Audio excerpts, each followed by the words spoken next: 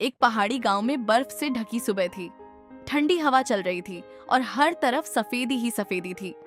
उसी गांव के एक छोटे से घर के बाहर एक नन्हा सा हस्की पप्पी बैठा था। उसका नाम था स्काई।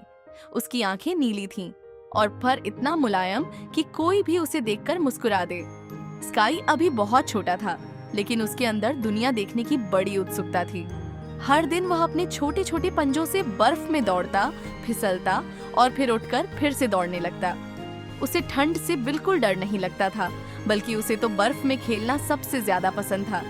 एक दिन स्काई अपने घर से थोड़ा दूर निकल गया।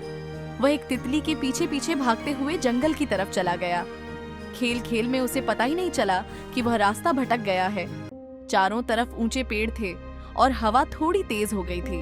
अब स्काई थोड़ा घबरा गया। उसने अपनी छोटी सी आवाज में भौं भौं किया, लेकिन आसपास कोई नहीं था।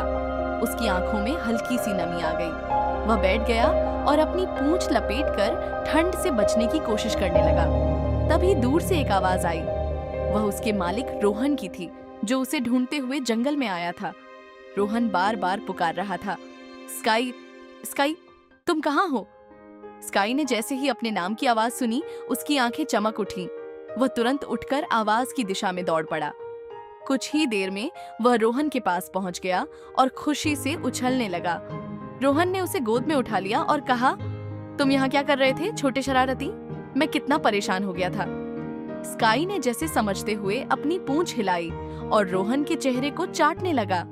वह बहुत खुश था कि उसे अपना घर और अपना दोस्त वापस मिल गया। उस दिन के बाद स्काई थोड़ा समझदार हो गया। अब वह दूर जाने से पहले हमेशा रोहन के पास देखता, लेकिन उसकी शरारतें और मासूमियत कभी कम नहीं हुई। हर सुबह वह फिर से बर्फ में दौड़ता, लेकिन अब अकेला नहीं, रोहन उसके साथ होता।